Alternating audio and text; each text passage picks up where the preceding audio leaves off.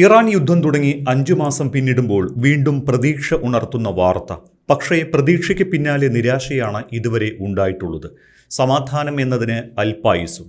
എന്തായാലും ഹോർമൂസ് കടലിടുക്ക് ഭാഗികമായി തുറക്കുന്നത് സംബന്ധിച്ച് ഇറാനും ഒമാനും തമ്മിലുള്ള ചർച്ചകൾ അന്തിമഘട്ടത്തിലെന്നാണ് റിപ്പോർട്ടുകൾ. ഇറാനും ഒമാനും മാത്രം കൈകാര്യം ചെയ്യുന്ന താൽക്കാലിക ഗതാഗത പാത സംബന്ധിച്ച് ധാരണയിൽ എത്തിയെന്ന് ഇറാൻ തന്നെ വ്യക്തമാക്കുന്നു. എന്നാൽ ഹോർമൂസിൽ ഇറാന് മേൽക്കൈ അനുവദിക്കുന്ന ധാരണ അംഗീകരിക്കില്ല എന്ന് അമേരിക്കയും വ്യക്തമാക്കുന്നു. ചർച്ചകൾ പുരോഗമിക്കുന്നു എന്ന് US state secretary Marco Rubio സ്ഥിരീകരിച്ചിട്ടുമുണ്ട്. 48 മണിക്കൂറിനുള്ളിൽ ഒരു ധാരണ ഉണ്ടായേക്കാമെന്ന് US പ്രസിഡന്റ് ഡൊണാൾഡ് ട്രംപും നേരത്തെ സൂചന നൽകിയതാണ്. അതേസമയം അമേരിക്കയുടെ ഇടപെടലാണ് കരാർ വൈകുന്നതിന് പ്രധാന കാരണമെന്ന് ഇറാൻ കുറ്റപ്പെടുത്തുന്നുമുണ്ട്. ഹോർമൂസിലൂടെ സുരക്ഷിതമായ ഗതാഗതം ഉറപ്പാക്കുന്നതിനായി മിഡിൽ കോറിഡോർ നടപ്പാക്കുന്നതിനെക്കുറിച്ചാണ് ഇറാന്റെയും ഒമാന്റെയും ചർച്ച. ഇറാന്റെ സമുദ്രാതിർത്തിയിലൂടെയുള്ള പാതയ്ക്കും ഒമാൻ തീരത്തോട് ചേർന്ന് അമേരിക്ക നിർദ്ദേശിച്ച തെക്കൻ പാതയ്ക്കും ബദലായി മിഡിൽ കോറിഡോർ സജീവമാക്കാനാണ് ലക്ഷ്യം.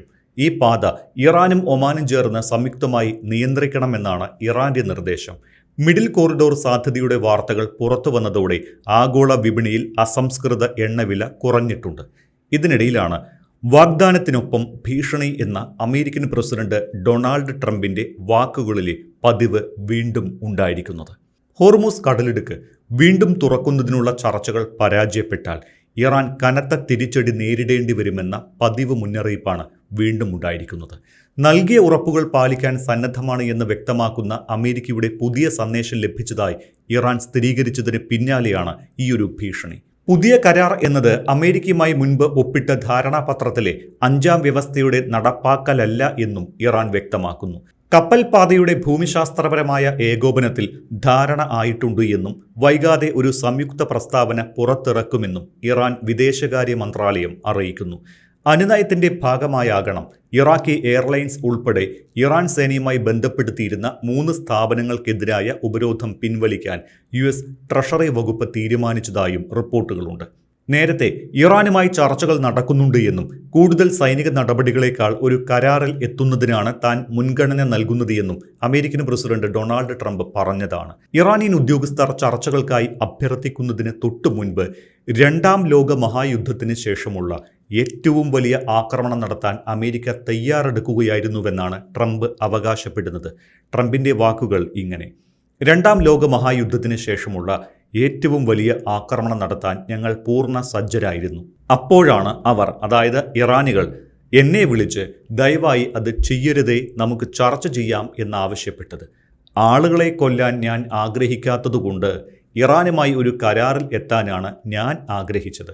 ഈ വീരവാദം നടത്തുന്നതിനിടയിലും ആണവായുധം സ്വന്തമാക്കാൻ ഇറാനെ അനുവദിക്കാനാവില്ല എന്നുകൂടി ട്രംപ് ആവർത്തിച്ചിട്ടുണ്ട്.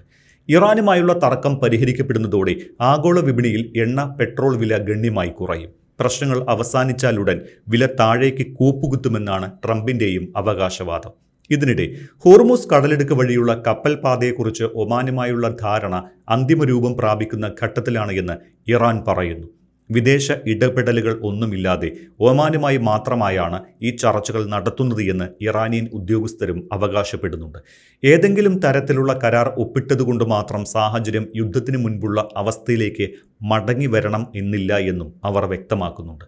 ഹോർമൂസ് കടലിടുക്കിലെ ഗതാഗത തടസ്സത്തിന് കാരണം അമേരിക്ക ഇറാനെതിരെ ഏർപ്പെടുത്തിയ സൈനിക നടപടികളും നാവിക ഉപരോധവുമാണ് എന്ന് അവർ ചൂണ്ടിക്കാട്ടുന്നുണ്ട്. ഹോർമൂസിലുള്ള തങ്ങളുടെ നിയന്ത്രണം ഇറാൻ ശക്തമാക്കി. കടലിടുക്കിൻ്റെ നിയന്ത്രണം ഏറ്റെടുക്കാനും ടോൾ ഈടാക്കാനും ഇറാന് താൽപ്പര്യമുണ്ട്.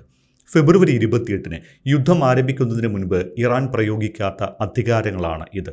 അതേസമയം ഹോർമൂസ് കടലിടുക്കിലെ ഗതാഗത നിയന്ത്രണം ഇറാന്റെ കൈകളിൽ ആയിരിക്കുമെന്ന റിപ്പോർട്ടുകളെ അമേരിക്ക തള്ളിക്കളയുന്നുമുണ്ട്. ഏതൊരു താൽക്കാലിക പാതയ്ക്കും പ്രത്യേക അനുമതികളോ അംഗീകാരങ്ങളോ ഫീസോ ആവശ്യമില്ല എന്നും അവർ വ്യക്തമാക്കുന്നു. ഏപ്രിലിലെ വെടിനിർത്തൽ കരാറിന് ശേഷവും ഹോർമൂസിനെ ചൊല്ലി വീണ്ടും സംഘർഷങ്ങൾ ഉടലെടുത്തതാണ്.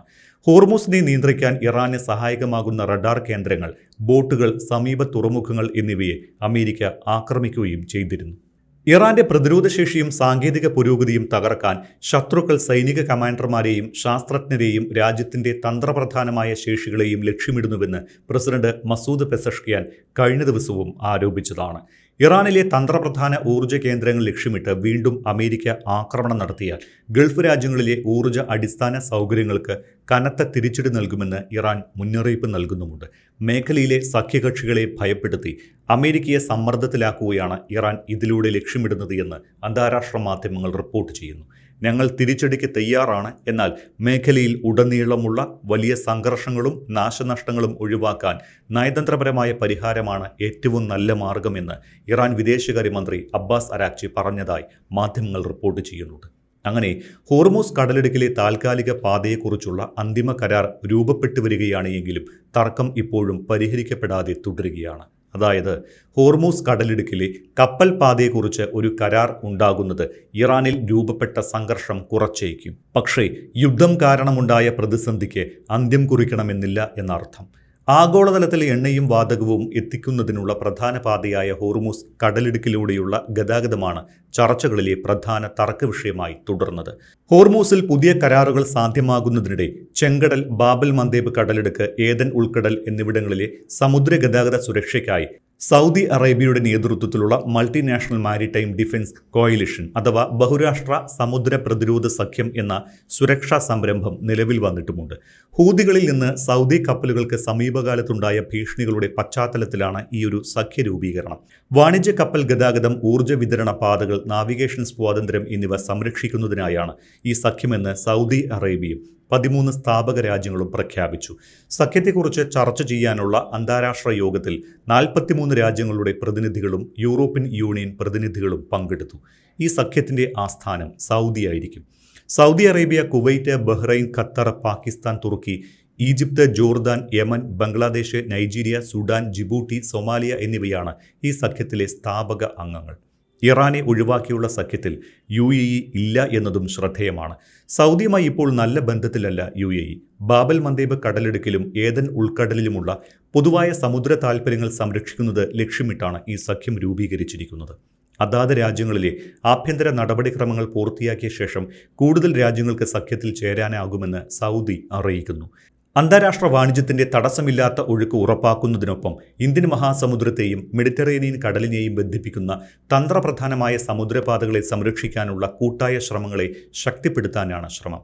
ഈ മേഖലയിൽ പ്രവർത്തിക്കുന്ന വാണിജ്യ കപ്പലുകൾക്കെതിരായ ഭീഷണികളെ തടയുന്നതിനും സമുദ്രപാതകളുടെ സുരക്ഷ ഉറപ്പാക്കുന്നതിനും തുല്യ ഉത്തരവാദിത്വം എന്ന അന്താരാഷ്ട്ര തത്വത്തെ അടിസ്ഥാനമാക്കിയുള്ളതാണ് ഈ സംരംഭമെന്ന് സൗദി പറയുന്നു. പുതിയ സഖ്യം രൂപപ്പെട്ട ദിവസവും ഏദനിലെ ഉൾക്കടലിൽ സൗദി എണ്ണക്കപ്പലിന് നേരെ യമനിലെ ഹൂതി വിമതർ ആക്രമണം നടത്തിയിട്ടുണ്ട്. ആക്രമണത്തെ തുടർന്ന് കപ്പൽ തിരിച്ചുപോകാൻ നിർബന്ധിതമായി എന്ന് ഹൂത്തികൾ അവകാശപ്പെട്ടു. ഏദനിലെ ഉൾക്കടലിൽ വെച്ച് സൗദി എണ്ണക്കപ്പലായ ഡെയ്സിയെ ബാലിസ്റ്റിക് മിസൈൽ ഉപയോഗിച്ചാണ് ആക്രമിച്ചത്. യമനിലെ ഹൂത്തി നിയന്ത്രണത്തിലുള്ള പ്രദേശങ്ങളിൽ ഏർപ്പെടുത്തിയിരിക്കുന്ന ഉപരോധം നീക്കുന്നതുവരെ സൗദി എണ്ണ ടാങ്കറുകളെ സൂക്ഷ്മമായി നിരീക്ഷിക്കുകയും തെക്കൻ വടക്കൻ ചെങ്കടൽ വഴിയുള്ള അവയുടെ സഞ്ചാരം തടയുകയും ചെയ്യുമെന്ന് ഹൂത്തികൾ മുന്നറിയിപ്പ് നൽകിയിട്ടുണ്ട്. ഹൂതികളും സൗദി അറേബ്യയും തമ്മിലുള്ള സംഘർഷം വർദ്ധിച്ചു വരുന്നതിനിടയിലാണ് പുതിയ അവകാശവാദങ്ങൾ ഉയർന്നിരിക്കുന്നത്. ഹൂതികളുടെ നിയന്ത്രണത്തിലുള്ള പ്രദേശങ്ങളിൽ സൗദി ഉപരോധം ഏർപ്പെടുത്തിയെന്നാരോപിച്ച് ചെങ്കടലിൽ സൗദിയുമായി ബന്ധപ്പെട്ട കപ്പൽ ഗതാഗതത്തിന് ഹൂതികൾ ജൂലൈ 20 വിലക്ക് പ്രഖ്യാപിച്ചിരുന്നു. സൗദിയുമായി ബന്ധപ്പെട്ട കപ്പലുകൾ, ഊർജ്ജ കേന്ദ്രങ്ങൾ, വിമാനത്താവളങ്ങൾ എന്നിവയ്ക്ക് നേരെ നിരവധി ആക്രമണങ്ങൾ നടത്തിയതായി ഹൂതികൾ അവകാശപ്പെട്ടിട്ടുണ്ട്. അതേസമയം യമനിലെ ഹൂതികളുടെ പ്രധാന സൈനിക കേന്ദ്രങ്ങൾക്ക് നേരെ സൗദി നേതൃത്വത്തിലുള്ള സഖ്യസേന പരിമിതമായ തോതിൽ വ്യോമാക്രമണങ്ങൾ പുനരാരംഭിക്കുകയും ചെയ്തു. 2014 തലസ്ഥാനമായ സന ഉൾപ്പെടെ വടക്കൻ യമന്റെ ഭൂരിഭാഗം പ്രദേശങ്ങളും ഹൂതികൾ പിടിച്ചെടുത്തിരുന്നു. പിന്നാലെ അന്താരാഷ്ട്ര തലത്തിൽ അംഗീകരിക്കപ്പെട്ട സർക്കാരിനെ പിന്തുണച്ചുകൊണ്ട് സൗദി അറേബ്യയുടെ നേതൃത്വത്തിലുള്ള സഖ്യം 2015 ഇടപെടൽ നടത്തി. ഇതിന് പിന്നാലെയാണ് സൗദിക്കും സൗദിയുടെ പിന്തുണയോടെ ഭരിക്കുന്ന യമനി സർക്കാരിനുമെതിരെ ഹൂതികൾ തിരിഞ്ഞത്.